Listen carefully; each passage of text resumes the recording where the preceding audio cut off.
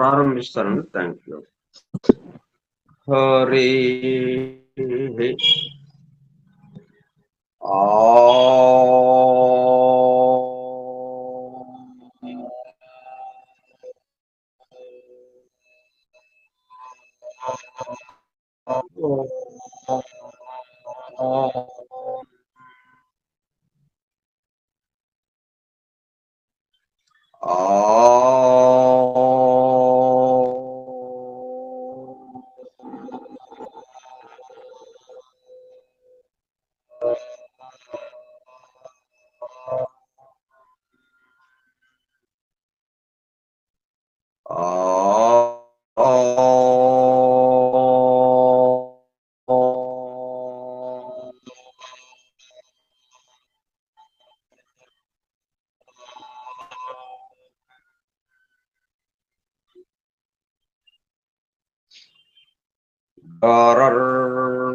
బ్రహ్మా విష్ణు గురుర్దేవో మహేశ్వరః గురుః సాక్షాత్ పరం బ్రహ్మ తస్మై శ్రీ గురవే నమః.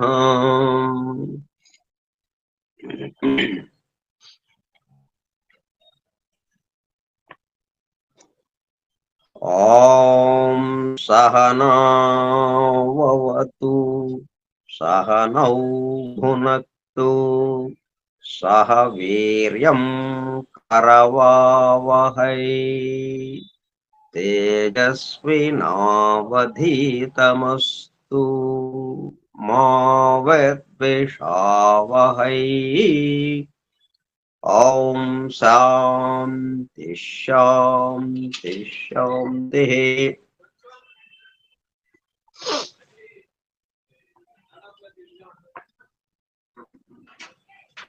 వాసుదేవ.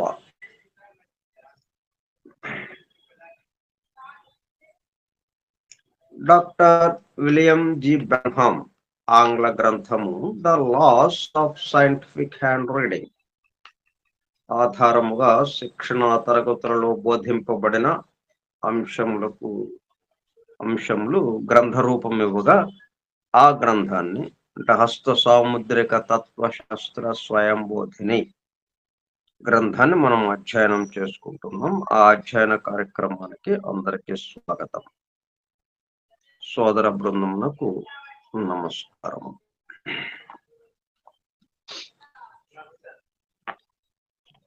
మనం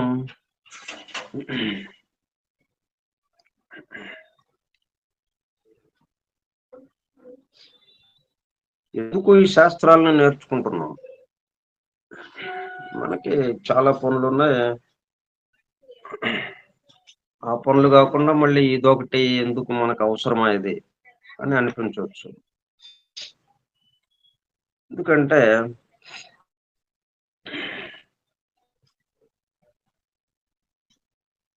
కర్మ అనే పదానికి నొసటి వ్రాత అని, అది తప్పించుకున్నటకు వీలు లేనిదని అందరూ చెప్పుకునే అర్థము.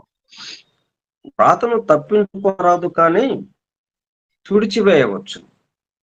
వ్రాత ఎవడి నొసట వాడు తన సొంత చేతితో వ్రాసుకున్నదే కానీ ఇతరులెవరో వ్రాసినట్టుది కాదు.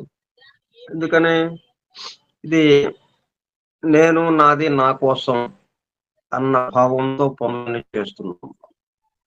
కాబట్టి ఆ పని ఫలితం మన చుట్టూరునే తిరుగుతుంది. మన చుట్టూ తిరుగుతుందంటే మళ్ళీ ఇంకొక పనికి అది ప్రేరణ కలుగజేస్తుంది. కాబట్టి ఆ ఫలితం మన ఎదురుగా నిలబడుతూ ఉంటుంది ఎప్పుడు. అందుకని ఇది సొంత చేతితో వ్రాసుకున్నదే కానీ ఇతరులు ఎవరో వ్రాసినట్టు కాదు. వ్రాతను ఏ చేయి వ్రాసిందో ఆ చేయే దానిని తుడిచివేయగలదు. Very simple.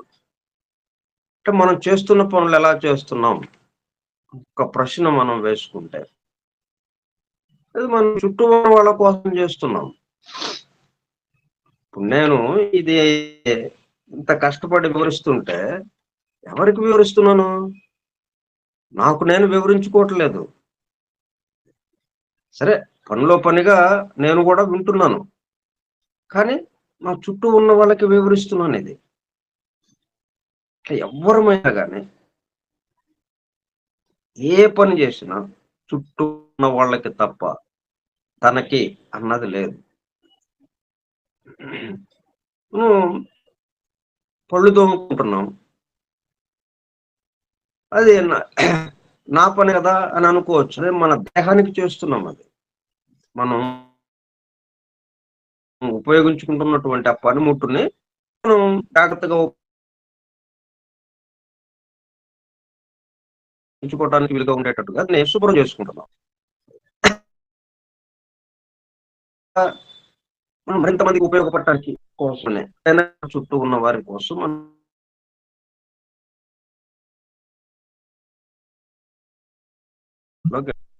అందువల్ల ఎప్పుడైతే మనం ఇప్పుడేమైంది తను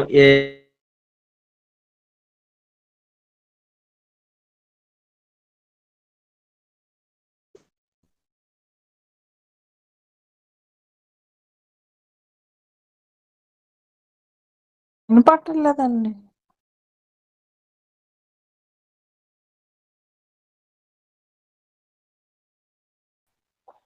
అంకుల్ వాయిస్ రావట్లేదు. వినపట్టలేదు.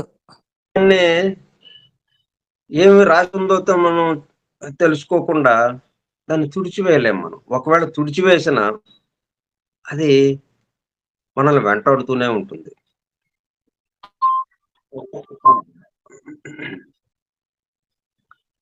సరే, మనం 3 భాగాలుగా చేసుకున్నాం. అరచేయి ఆకారము ఒకటి, రెండోది గ్రహ శిఖర స్థానాలు, మూడోది హస్తరేఖలు. వాటిలో ప్రథమ భాగానికి సంబంధించిన 16 ఉపవిభాగాల్లో నడక తీరుకి సంబంధించి చూస్తున్నాం. ఈ నడక తీరుతో అతనికి సంబంధించిన విషయాలు ఎలాగా మనం తెలుసుకోవచ్చో చెప్పుకుంటున్నాము.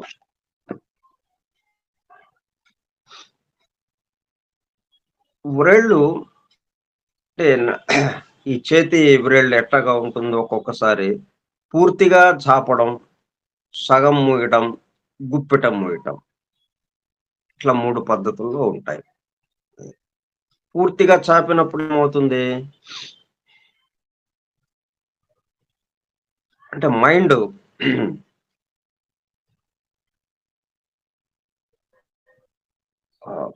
కంట్రోల్‌లో లేదు అన్నట్టుగా.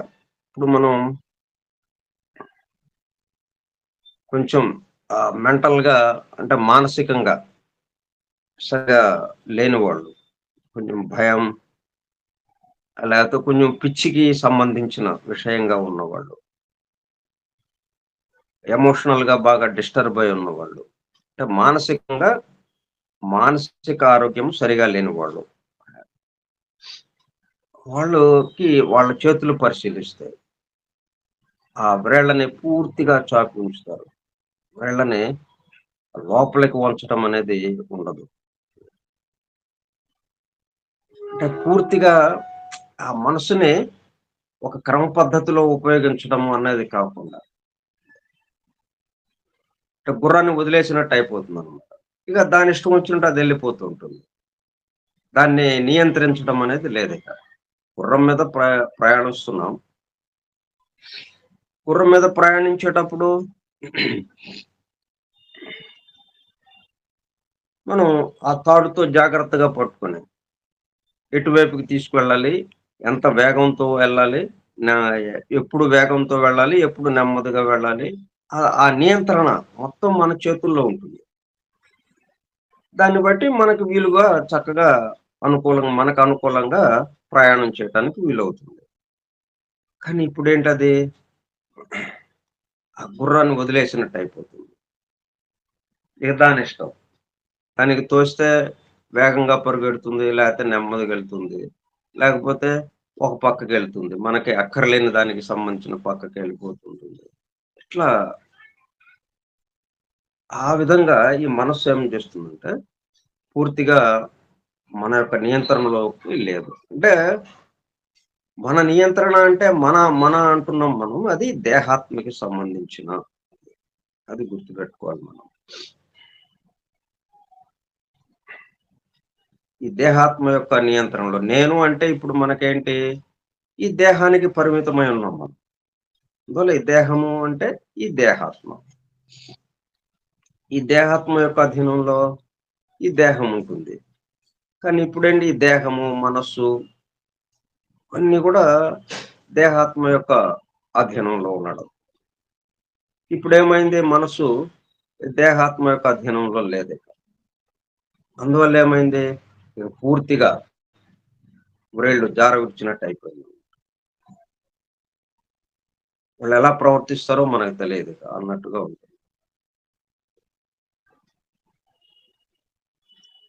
కొంచెం మెంటల్ గా ఉన్నారు వీళ్ళు, ఈ మానసికంగా సరిగా లేరు అన్న వాళ్ళది మీరు జాగ్రత్తగా పరిశీలిస్తే చేతులు ముడవటం ఉండదు.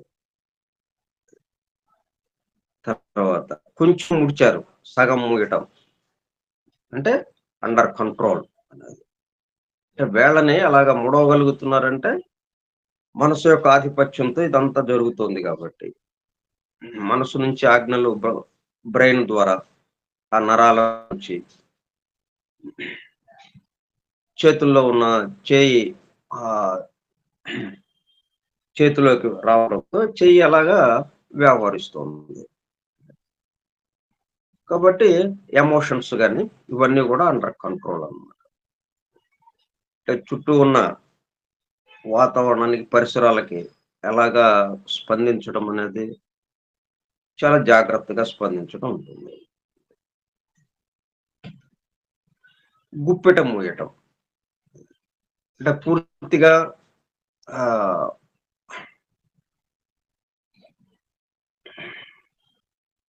తనలోకి వెళ్ళిపోయినట్టుగా అయిపోతుంది. రహస్యంగా ఉండడం, ఒంటరితనాన్ని అభిలషించడం, లోనర్ అంటాం ఇంగ్లీష్. ఒంటరిగా ఉండడానికే 10 మందిలోకి రాలేకపోవటం, అట్లా ఆ భావం కూడా ఉంటుంది. ఇలాగా మొత్తం గుప్పిట మూసేసేటప్పుడల్లా అంటే దాచేసినట్టు. ఇప్పుడు చేతులు ఏదన్నా అరచేతిలో పెడతాం, అది కింద పడకుండా ఏం చేస్తాం మనం, ఇలా మూస్తాం కదా, గుప్పిట మూస్తాం. అంటే లోపల ఉన్నది దాయటం అనేదే కదా, లోపల ఉన్నదాన్ని దాస్తున్నాం. అట్లా మన మనసులో మనలో కదిలే భావాలు, ఆలోచనలు అలాగా దాస్తూ ఉండడం. తర్వాత అంటే చేతి యొక్క ప్రాముఖ్యత, మనం మోగోళ్ళతో సంభాషించాలంటే సైగల ద్వారా మనం ఈ చేతిని ఉపయోగిస్తుంటాం మనం. అట్లాగే ఇచ్చేవాడు చేతిని అట్లాగా అరచేతిని కిందకి ఉంచి నేల వైపు ఉంచి ఇస్తాడు. తీసుకునేవాడు అరచేతిని పైకి ఉంచి తీసుకుంటాడు.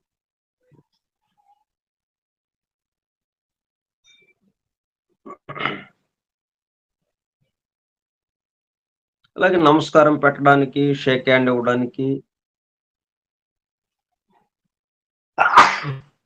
ఈ చెయ్యి ఉపయోగపడుతూ ఉంటుంది.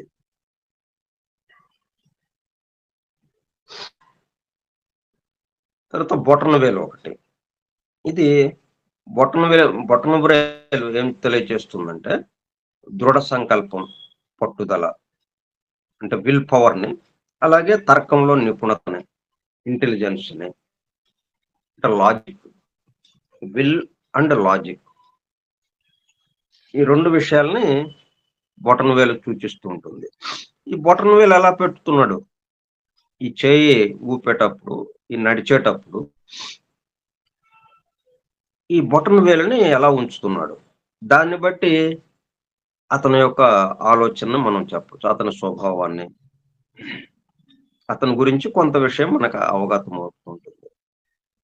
ఇప్పుడు ఈ బొటన వేలుని లోపలికి మర్చి ఈ 4 వ్రేళ్ళు, మిగిలిన 4 వ్రేళ్ళని బొటన వేలు లోపల ఉంచుకొని ఆ బొటన వేలు నొక్కుతూ పైన 4 వ్రేళ్ళు పెట్టాడు అనుకోండి, అలా పెట్టి నడుస్తూ ఉంటాడు కొంతమంది. అప్పుడేంటి ఈ బొటన వేలు ప్రాధాన్యత తగ్గిపోయింది. అతని యొక్క ఆలోచన గాని, స్వభావం గాని దాంట్లో పట్టుదల లేదు. అంటే అలాగే ఇంటెలిజెన్స్, ఆ తర్కంలో నిపుణత ఈ 2 కూడా వాడి దగ్గర అంతగా ఉండవు. ఇక అనుసరించేవాడిగా ఉంటాడు.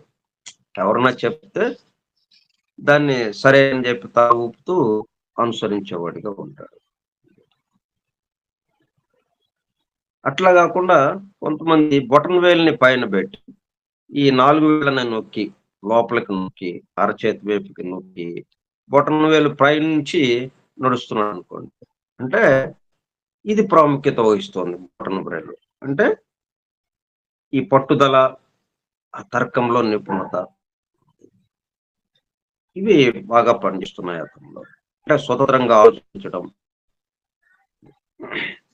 ఒక లీడర్‌గా, ఒక నాయకుడిగా ఉండగలగటం.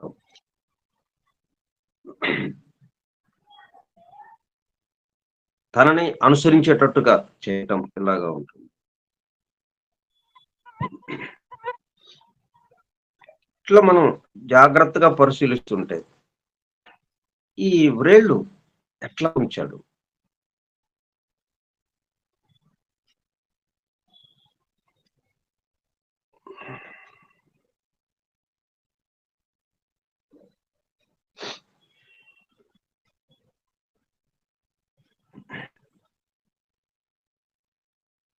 అట్లాగే మనం ఇంటర్వ్యూకి వస్తుంటారు. ఇంటర్వ్యూ చేసే మెంబర్ ఉంటారు. మా ఇంటర్వ్యూ బోర్డ్ మెంబర్స్ ముగ్గురు, నలుగురు కూర్చొని ఉంటారు. కొంచెం పెద్ద పెద్ద పోస్టులకి సంబంధించి.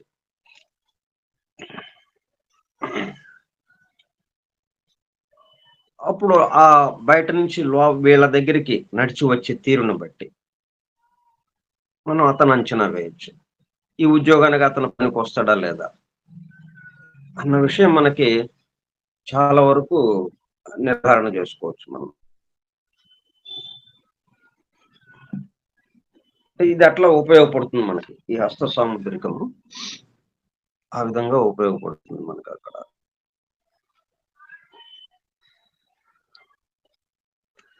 తర్వాత ఇంకా ఈ అరచేతి యొక్క ఉపయోగం ఏంటి?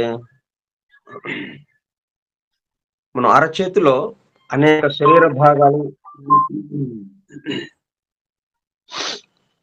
అరచేతిలో అనేక శరీర భాగాలు, నాడీ కేంద్రాలు, అనేక శరీర భాగాల నాడీ కేంద్రాలు ఉండడంతో అరచేయి మొత్తం ఏంటి శిరస్సు నుంచి పాదం వరకు ఉన్న ప్రధానమైన శరీర భాగాలకి సంబంధించి ఈ నాడీ కేంద్రాలు ఇక్కడ ఈ అరచేతిలో ఉన్నాయి మనకి.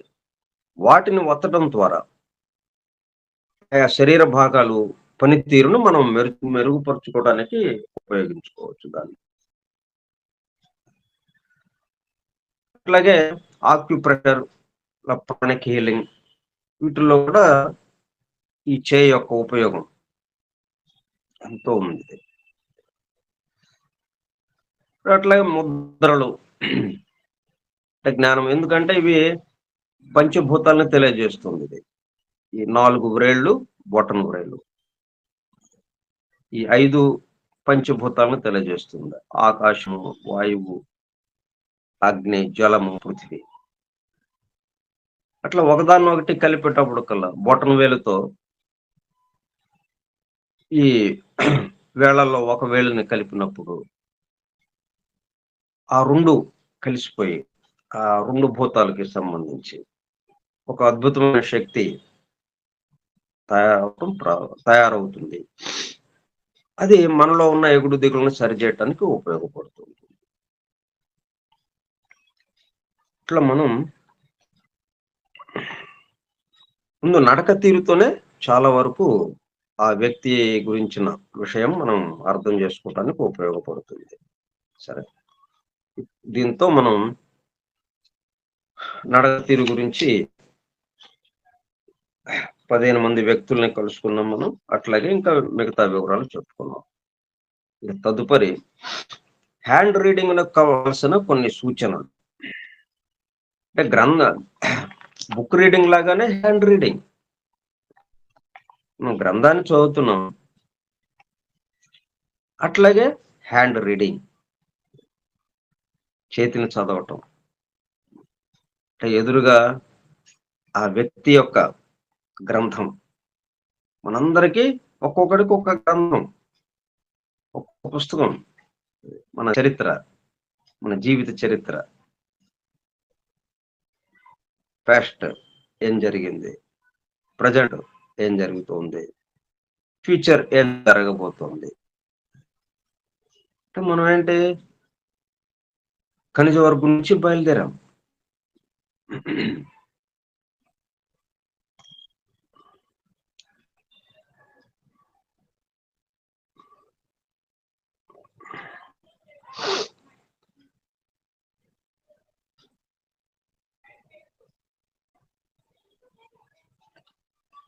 ఖనిజ వర్గం నుంచి బయలుదేరి అక్కడి నుంచి వృక్ష వర్గం నుంచి జంతు వర్గం, అక్కడి నుంచి మానవ వర్గులోకి వచ్చాం మనం.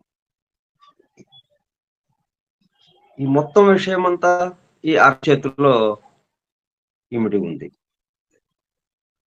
అతను ఇప్పుడు ప్రయాణం, ఈ మానవ వర్గంలో ప్రయాణం అలా సాగుతుంది. తదుపరి దివ్య మానవుడుగా ఎట్లాగా మారటం ఉంటుంది.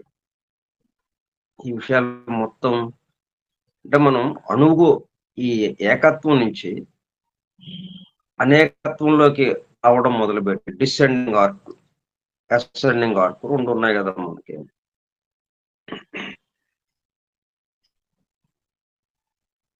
ఒకటి ఏకం నుంచి అనేకముగా మారుతూ ఎలాగ వచ్చాము, ఈ అనేకము మరలా ఏకానికి ఎలాగ వెళుతుంది, ఈ విషయాలు కూడా దీంట్లో మనం ఆ మొత్తం అది ఒక గ్రంథం. గ్రంథం ఏంటి, ఇట్లాగా అనేకత్వానికి రావడం ఒక గ్రంథం కాదు. అనేకత్వానికి రావడం అది సగం, మిగతా సగం మరలా అనేకత్వం నుంచి ఏకత్వానికి వెళ్ళటం. ఆ మొత్తం విషయము ఈ అరచేతిలో మనకి ఇమిడి ఉంది. ఇది మిగతా శాస్త్రాలు మనకి అక్కడ వివరించవచ్చు, కానీ వాటన్నిటికన్నా ఇంకా ఖచ్చితమైన సమాచారంతో మనకి ఇది తెలియజేస్తూ ఉంటుంది. అందుకనే రీడింగ్ అన్నాం, హ్యాండ్ రీడింగ్. వలసిన కొన్ని సూచనలు. ఇప్పటి వరకు పామిస్ట్రీ యొక్క బేసిస్ ఏమిటి, పామిస్ట్రీని ఉపయోగించుకునవలసిన విధానము మొదలగు థియరీకి సంబంధించి చెప్పుకుని ప్రాక్టికల్ భాగంను కొంత మొదలు పెట్టడం జరిగినది. ఎట్లాగా ఈ నడక తీరుని మనం కూర్చున్నాం చేయి చూడటానికి అన్నట్టుగా. అంటే ప్రయోగం మొదలు పెట్టాం, ల్యాబ్ లోకి వెళ్ళిపోయి ప్రయోగం చేయటం మొదలు పెట్టాం. అట్లా మనం చేయి చూడటం ఎట్లాగా, చేతి చదవటం ఎలాగా అన్నదానికి ప్రాక్టికల్ గా ఆచరణాత్మకంగా మనం నేర్చుకోవడం అనేది ఇక్కడ జరుగుతుంది. దానికి ప్రారంభం ఈ నడక తీరుని మనం పరిశీలించటం, అది తెలుసుకున్నాం. కొంత ప్రాక్టికల్ భాగంను కొంత మొదలు పెట్టడం జరిగినది. మొదటి అంశమైన నడక తీరు గురించి తెలుసుకున్నాం. చేతిని పరిశీలించడం అనే పని మొదలు పెట్టాం కాబట్టి కొన్ని సూచనలు ఇవ్వడం జరుగుతున్నది. నేర్చుకోకుండా పని మొదలు పెట్టడం ఏమిటని మీకు అనుమానం రావచ్చు. ఇవన్నీ చెప్పాలి కదా ముందు మాకు. అరచే ఆకారం ఉన్నారు, దాంట్లో 16 విషయాలు ఉన్నాయన్నారు. ఆ ఒక్కొక్క విషయం ఏంటి, అలాగే గ్రహ శిఖర స్థానాలు అన్నారు, వాటి సంగతి ఏంటి, అరచేతిలో రేఖలు అన్నారు, మరి ఆ రేఖలన్నీ ఏంటి చెప్తోంది, వాటి ఫలితాలు ఏంటి, ఇవన్నీ చెప్పిన తర్వాత కదా అప్పుడు మేము పట్టుకొని ఆ చేతిని చూడటం, ఆ చేతిని చదవటం. కానీ ఆ పద్ధతిలో చెప్పటం లేదు ఇక్కడ. ఎట్లా చెప్తున్నాం, నేర్చుకోకుండా పని మొదలు పెట్టడం ఏమిటని మీకు అనుమానం రావచ్చు. ఈత ఎలా నేర్చుకుంటాం అంటే దానికి మనం పాఠాలు చెప్పుకోవటం, ఇట్లా చేతిని ఊపాలి, అలా కాళ్ళ ఊపాలి, నీళ్ళల్లో ఇట్లాగా దిగాలి. ఇవన్నీ మనకి ఈత వస్తుంది అవన్నీ చెప్తే. అట్లా ఈత ఎలా నేర్చుకుంటాం, సైకిల్ తొక్కడం ఎలా నేర్చుకుంటున్నాం, అలాగే మోటార్ సైకిల్, స్కూటరు, కారు ఎలా డ్రైవింగ్ నేర్చుకుంటున్నాం. అలాగే ఇదిను నేరుగా కూర్చోండి. ఇదిగో చేయి చూపించుకోవడానికి ఒకడు వస్తున్నాడు, మొదలు పెట్టండి. అదిగో ఆ నడక తీరు చూడండి. మన దగ్గరకు వచ్చాడు, అక్కడి నుంచి నడుచుకుంటూ చేతులు ఊపుకుంటూ మన దగ్గరకు వచ్చాడు. ఎట్లాగా ఊపాడు చేతులు, ఆ నడక తీరు ఎలాగా ఉంది గమనించండి. ఓకే, కూర్చున్నాడు మన ఎదురుగా, నెక్స్ట్ ఏం చేయాలి, ఇదిగో అట్లా చెప్పుకుంటూ వస్తున్నాం అనమాట. కాంతి బాగా ఉన్న గదిలో చూడాలి. ఎందుకంటే మౌంట్స్ యొక్క ఎఫెక్ట్స్, శిఖర స్థానము, అట్లాగే వ్రేలి కొసలపై ఫింగర్ ప్రింట్ రకము, అరచేతిలోని సన్నటి రేఖలు స్పష్టంగా కనబడతాయి. ఏ పనైనా కాంతి బాగా ఉన్న గదిలో, కాంతి బాగా ఉంది అంటే అర్థం ఏంటి, ఆ విషయం చక్కగా మనం గ్రహించడానికి.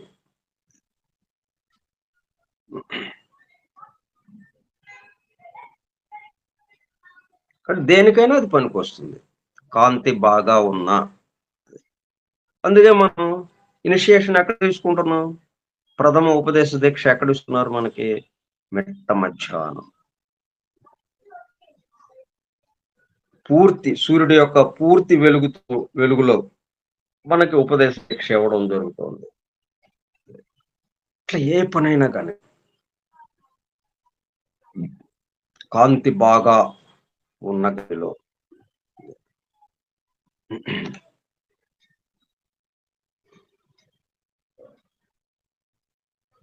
చూడాలి.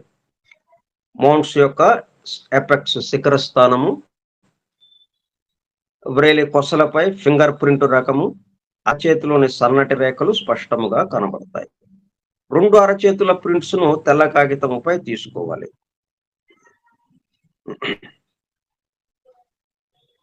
అంటే మనం ఆ చేతిని పట్టుకునే మరి గంట, 2 గంటలు, 3 గంటలు పట్టొచ్చు. ఇవన్నీ మనం జాగ్రత్తగా పరిశీలిస్తూ ప్రతి అంశాన్ని, మళ్ళీ ఒక అంశాన్ని ఇంకొక అంశంతో జత చేస్తూ, ఇవన్నీ మనం ఒక నిర్ణయానికి రావటానికి చాలా టైం పడుతుంది. ఇక అలాగా చెయ్యి వాడు పాపం కూర్చుని ఆ చేతిని అలాగా మన ఎదురుగా పెట్టడం, మనం ఆ చేతిని పట్టుకుని చదువుతూ ఉండడం, దానికి సంబంధించి మనం కాగితం మీద ఇన్ఫర్మేషన్ రాసుకోవటం, ఇదంతా మరి చాలా టైం పడుతుంది. అట్లా కాకుండా మనం ఏం చేయాలి, 2 అరచేతుల ప్రింట్స్ ను తెల్ల కాగితంపై తీసుకోవాలి. అంటే తేలిక పద్ధతి ఏంటంటే, కాటుకను అరచేతిపై పులుముకొని 2 అరచేతులతో బాగా రుద్దుకొని తెల్ల కాగితముపై అరచేతిని బోర్లించి గట్టిగా అదమాలి.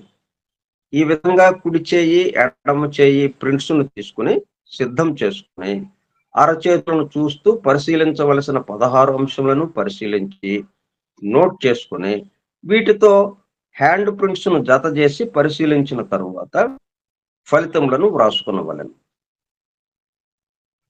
దీంతో పాటు మనకి ఉండాలి, దగ్గర 6 అంగుళముల వ్యాసం గల భూతద్దము ఉండాలి.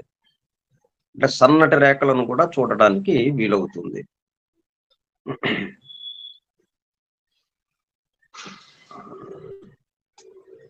ఇప్పుడు గడియారం బాగు చేసే వాళ్ళ దగ్గర కళ్ళకి భూతద్దం పెట్టుకుని చూస్తూ ఉంటాడు. ఎందుకంటే సన్నటి భాగాలు ఉంటాయి దాంట్లో, మామూలు కంటికి కనపడను.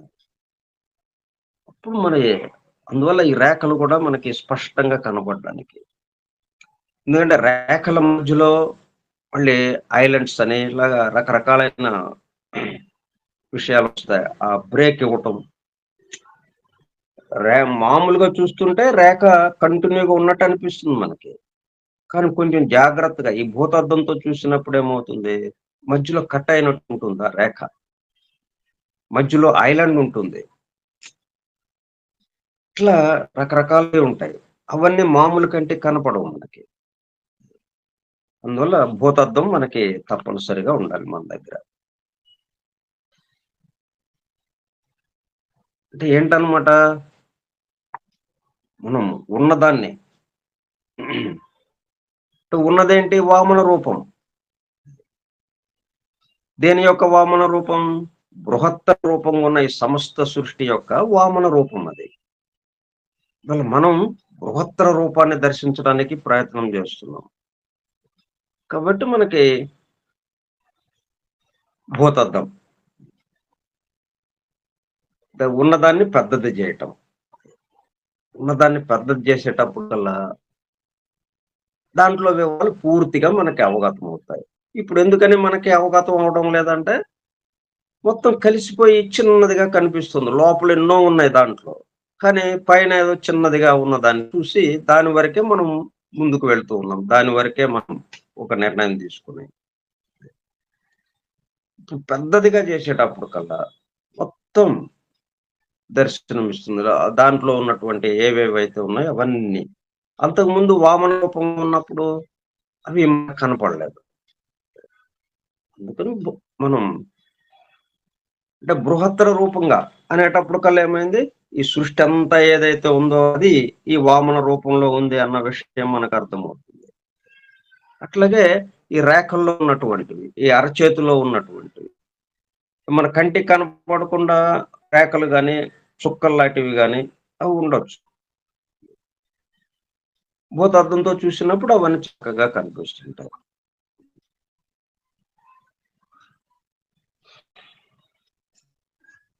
సన్నటి రేఖలను కూడా చూడటానికి వీలవుతుంది. ఇప్పుడిప్పుడే మొదలవుతున్న సన్నటి గీతలను మనం చూడవచ్చు. దాని ద్వారా ఇప్పుడిప్పుడే ప్రారంభమవుతున్న ఉద్వేగములను గమనించవచ్చు. అంటే మనసులో మెదిలే ప్రతి ఆలోచన దాని యొక్క ప్రభావం మెదడు ద్వారా అక్కడి నుంచి చేతిలో రికార్డ్ అవుతూ ఉంటుంది. అంటే జీవితం సాఫీగా సాగింది. సగం యువక వయస్సు కూడా దాటిపోయాడు. ప్రౌఢ వయస్సుకు వచ్చాడు. అంతవరకు బాగానే ఉంది. అక్కడ ఏదో దెబ్బ కొట్టింది. ఇంకా అక్కడి నుంచి మనసులో అలజడి. దాంతో ఏమైంది? దాని యొక్క రికార్డ్ ఇక్కడ మనకు కనిపిస్తూ ఉంటుంది. ఇప్పుడే ప్రారంభమవుతున్న రేఖలుగా. అవి మనం భూతద్దంతో చూసినప్పుడు స్పష్టంగా కనిపిస్తాయి. అందుకోసమే. ఓకే. మిగతా విషయాలు మనం రేపు కొనసాగిద్దాం.